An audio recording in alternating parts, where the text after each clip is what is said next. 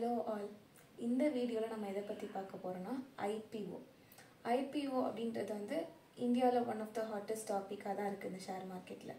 So அதை பற்றி தான் இந்த வீடியோவில் பார்க்க போகிறோம். இந்த வீடியோவில் ஐபிஓனா என்னது, அது மட்டும் இல்லாமல் ஐபிஓட மெயின் பர்பஸ் என்னது, இதை யாரெல்லாம் அப்ளை பண்ணலாம், ஐபிஓ எப்படி அப்ளை பண்ணணும், அது மட்டும் இல்லாமல் ஐபிஓவில் இருக்கிற bit opening date, bit closing date, allotment date, listing date, அதுக்கப்புறமா மெயினாக பார்த்தீங்கன்னா எப்படி சப்போஸ் உங்களுக்கு அலாட் ஆனதுக்கப்புறமா எப்படி உங்களது லிஸ்ட் ஆகும், சப்போஸ் அலாட் ஆகலைன்னா உங்களுக்கு எப்படி ரீஃபண்ட் ஆகும், உங்களோட ஐபிஓ ஸ்டேட்டஸ் என்ன, அந்த மாதிரி நிறையா இருக்குது.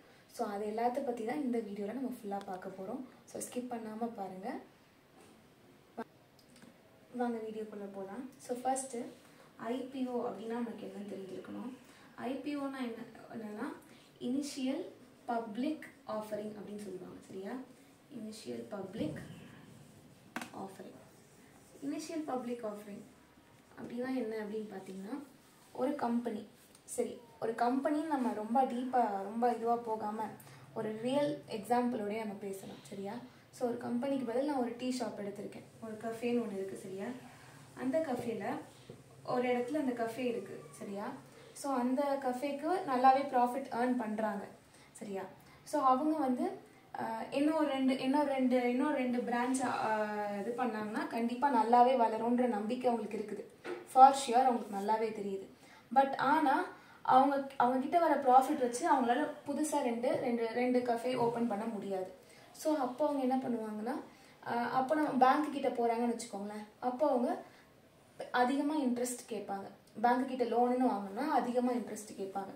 ஸோ அப்போது வர ப்ராஃபிட் வச்சு 3 வருஷம் 4 வருஷம் அந்த ப்ராஃபிட் வச்சு அதை எவ்வளோ தான் அடைச்சாலும் அடைச்ச மாதிரியே ஒரு ஃபீல் இருக்காது. உங்களுக்கு ப்ராஃபிட் ஒரு 3 இயர்ஸ் 4 இயர்ஸ்க்கு நிற்காது.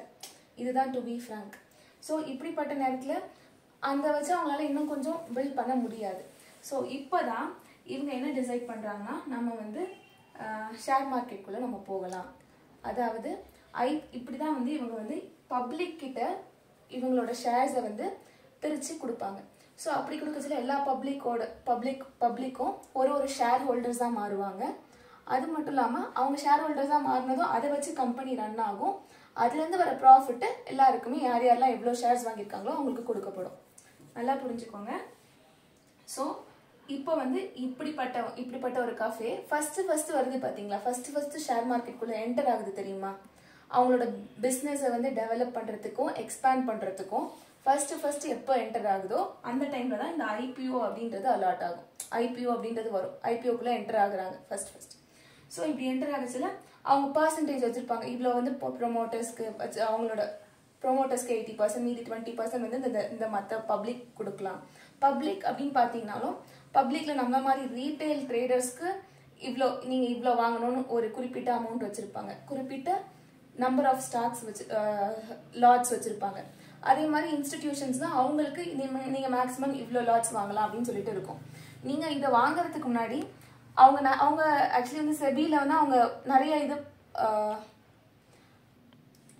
செட் ஆஃப் ஒரு ரூல்ஸ் வச்சுருப்பாங்க. எந்த ஒரு கம்பெனி, எந்த ஒரு ப்ரைவேட் லிமிடெட் கம்பெனியும் உள்ள என்டர் ஆகுறதுனா, இந்த ஐபிஓக்குள்ள என்டர் ஆகுறதுனா அவங்க வந்து ஒரு லிஸ்ட் ஆஃப் திங்ஸ் வச்சுருப்பாங்க. அது எல்லாமே நம்மக்கிட்ட இருந்து எல்லா டாக்குமெண்ட்ஸும் இருந்து சாட்டிஸ்ஃபை ஆச்சுன்னா அவங்களோடது இந்த ஐபிஓக்கு வரும். ஸோ இப்போது நீங்கள் ஐபிஓ அப்ளை பண்ணச்சில் இந்த மாதிரி ஒரு சில விஷயங்கள்லாம் தெரியாமல் நீங்கள் என்டர் ஆகாதீங்க. ஸோ அதில் மெயினாக வந்து உங்களுக்கு ஃபர்ஸ்ட் வந்து ஒரு டிமேட் அக்கௌண்ட் தான் இருக்கணும். ஸோ அதை வச்சே நீங்கள் ப்ரொசீட் பண்ணிக்கலாம். ஒரு ஐபிஓ இருந்தால் நீங்கள் அதை புக் பண்ணிக்கலாம், சரியா? ஸோ அப்படி பார்க்கச்சில யாரெல்லாம் பண்ணலாம் அப்படின்றது தான் ஃபர்ஸ்ட் கொஸ்டின். ஸோ நம்மள மாதிரி இருக்க ரீட்டைல் ட்ரேடர்ஸும் பண்ணுவாங்க, இன்ஸ்டிடியூஷன்ஸும் பண்ணுவாங்க. ஒரு டிமேட் அக்கௌண்ட் இருந்தால் மட்டும் போதும், நம்ம புக் பண்ணிக்கலாம் ஐபிஓ. ஸோ நீங்கள் நார்மலாக ஒரு டிமேட் அக்கௌண்ட் இருந்ததுன்னா நீங்கள் ஓப்பன் பண்ணி ஐபிஓன்னு தனி செக்ஷன் இருக்கும். அதுக்குள்ளே தான் நீங்கள் ஃபர்ஸ்ட்டு போகணும். அதில் வந்து செட் ஆஃப் திங்ஸ் இருக்கும். கரண்ட்ல இப்போ போயிட்டுருக்க ஐபிஓ, ஃப்யூச்சரில் வரக்கூடியது அப்படின்னு சொல்லிட்டு இருக்கும். ஸோ ஃப்யூச்சரில் வரக்கூடியது நம்ம பார்த்தோன்னு வச்சுக்கோங்களேன். அதில் என்னென்ன வேர்ட்ஸ் மெயினாக இருக்கும்னு பார்த்தீங்கன்னா, பிட் ஓப்பனிங் டேட் அப்படின்னு இருக்கும். பிட் ஓப்பனிங் டேட்னா வந்து நான் ஷார்ட்டாக எழுதுகிறேன். ஓப்பனிங் டேட்னா வந்து என்ன தேதியில் அந்த இது ஓப்பன் ஆக போகுது அப்படின்ற அர்த்தம். ஐபிஓ எப்போ ஓப்பன் ஆகுது, எந்த டேட்லேருந்து ஸ்டார்ட் ஆகுது அப்படின்றது அர்த்தம். இந்த வீடியோட எண்டிங்கில் நான் உங்களுக்கு ஒரு எக்ஸாம்பிளோட நல்லா கிளியராக எக்ஸ்பிளைன் பண்ணுறேன். ஸோ ஃபஸ்ட்டு எப்போ ஓப்பன் ஆகுதுன்ற பிட் ஓப்பனிங் டேட், அதாவது என்னைக்கு ஸ்டார்ட் ஆகுது. ஃபார் எக்ஸாம்பிள் இன்னைக்கு டிசம்பர் 14. ஸோ டிசம்பர் 14 வந்து இன்னைக்கு ஒரு ஐபிஓ ஸ்டார்ட் ஆகுது. ஸோ என்னைக்கு எண்ட் ஆகுது, மைட் பி 3 or 4 days. அவங்களாவே ஒரு set of days, it depends on ஒரு இதை பொறுத்து, ஒரு கம்பெனியை பொறுத்து. சரியா?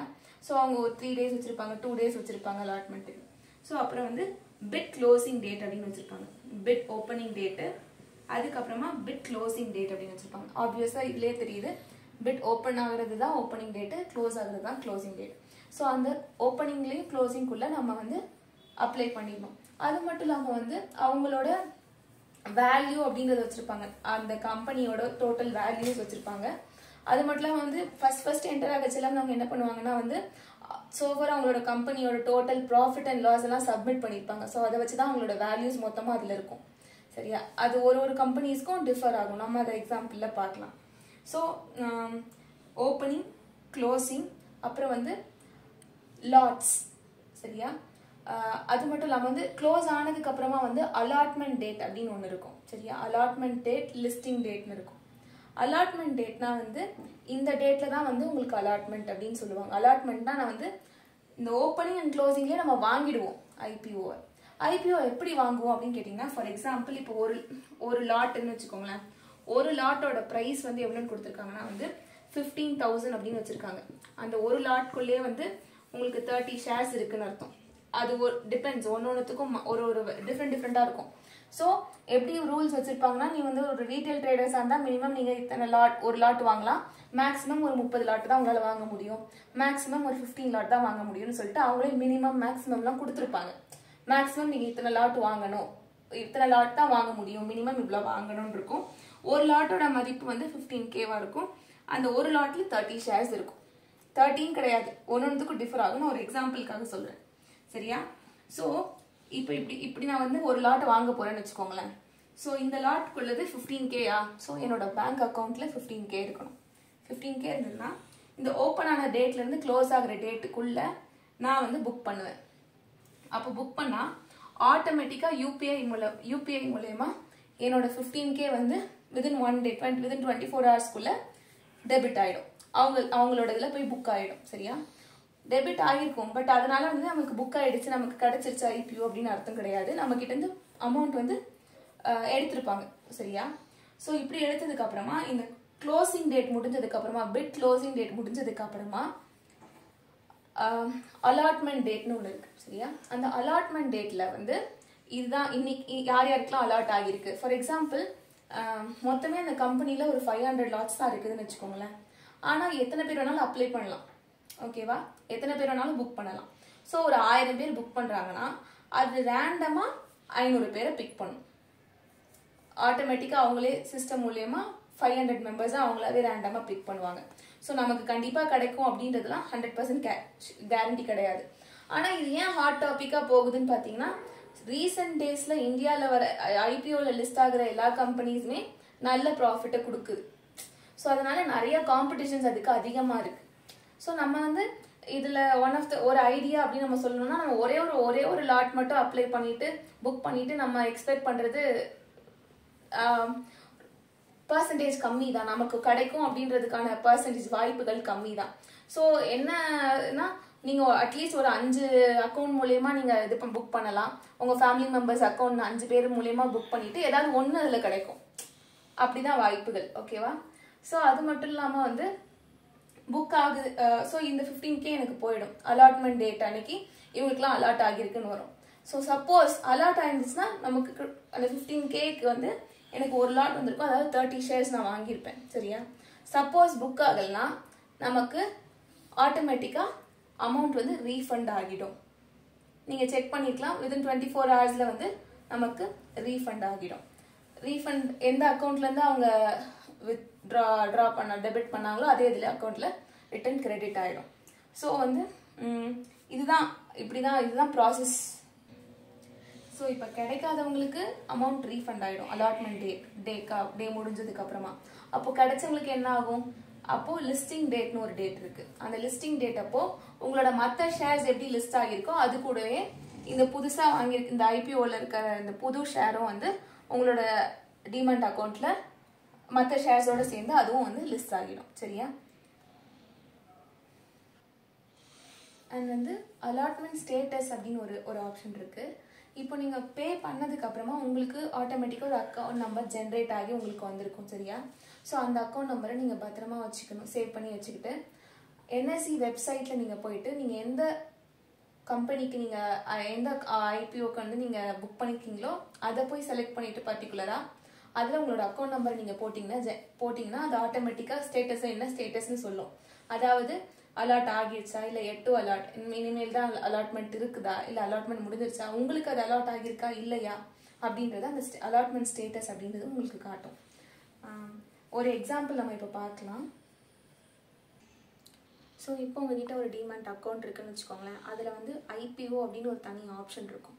ஸோ அந்த ஆப்ஷனில் நீங்கள் எக்ஸ்ப்ளோர் ஐபிஓன்னு சொல்லிட்டு போனீங்கன்னா நிறையா இருக்கும். நீங்கள் ஸ்க்ரால் பண்ணி பார்த்தாலே தெரியும், நிறைய ஐபிஓஸ் இருக்கும். அதில் ஒன் ஆஃப் த ஐபிஓ நான் மேலே இருக்கிற ஐபிஓவே நம்ம போகலாம். ஸோ அப்படி போகச்சில் இன்டர்நேஷ்னல் கேமோலாஜிக்கல் இன்ஸ்டியூட் அப்படின்னு சொல்லி இருக்குது பார்த்தீங்களா? ஸோ அந்த இதுக்குள்ளே தான் நம்ம போக போகிறோம். ஸோ இதுக்குள்ளே போனீங்கன்னா இதோட ப்ரைஸ் ரேஞ்ச் அப்படின்னு கொடுத்துருக்காங்க. ப்ரைஸ் ரேஞ்ச் அதாவது 317 rupeesலேருந்து 400 something வரைக்கும் இருக்குது. அதுக்கப்புறமா அண்ட் தென் அப்ளை பிஃபோர் இந்த டேட் அப்படின்னு சொல்லிட்டு அவங்களே ஒரு எண்டிங் டேட்டும் கொடுத்துருக்காங்க. நம்ம தான் பார்த்தோம்ல, bid opening date, bid closing டேட்லாம் பார்த்தோம்ல. ஸோ அதுதான் நம்ம பார்த்துருக்கோம். ஸோ பிட் ஓப்பனிங் டேட் இது.